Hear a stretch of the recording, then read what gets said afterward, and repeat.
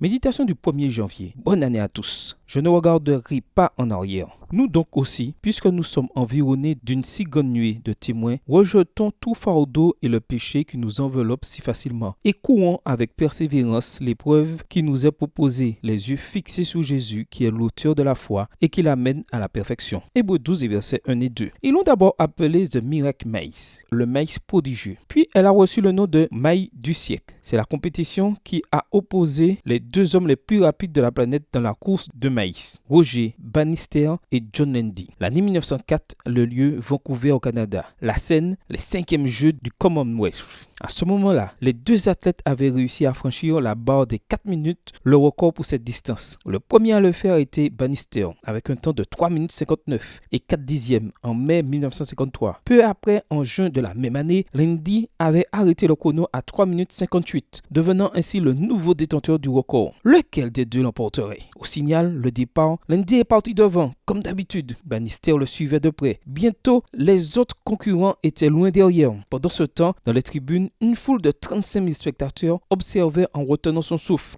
En entrant dans le dernier quart de maïs, Landy était en tête. À environ 80 mètres de l'arrivée, il a entendu une forte clameur de la foule. Cela ne pouvait signifier qu'une chose, Bannister se rapprochait dangereusement. Puis, juste avant la ligne d'arrivée, Landy a regardé en arrière à sa gauche. Il voulait s'assurer de la position de son rival. À ce moment précis, Bannister l'a dépassé sur le côté droit, juste au moment où il atteignait la ligne d'arrivée. Une statue à Vancouver se dresse aujourd'hui en souvenir de cette course palpitante. La nouvelle année a commencé. Le monde entier nous regarde. Comment allons-nous courir l'épreuve qui nous est proposée? Voici un plan au résultat garanti. Gardons à l'esprit que nous ne sommes pas seuls dans cette course et que nous avons devant nous une si grande nuée de témoins. Les hommes et femmes fidèles qui nous ont précédés et qui ont vaincu grâce au sang de l'agneau. Prenons la décision, premièrement, de rejeter tout fardeau et le péché qui nous enveloppe. Deuxièmement, de ne pas regarder en arrière, sauf pour nous rappeler la manière dont Dieu nous a conduits jusqu'à présent. Et troisièmement, de courir la course, les yeux fixés sur Jésus, l'auteur de la foi et qui l'amène à la perfection. Notre prière en ce matin. Merci, Père Céleste, d'être non seulement au début, mais aussi à la fin de notre course. Aide-nous en cette année qui commence à rejeter tout ce qui déshonore ton Saint-Nom. Surtout, aide-nous à garder les yeux fixés sur Jésus.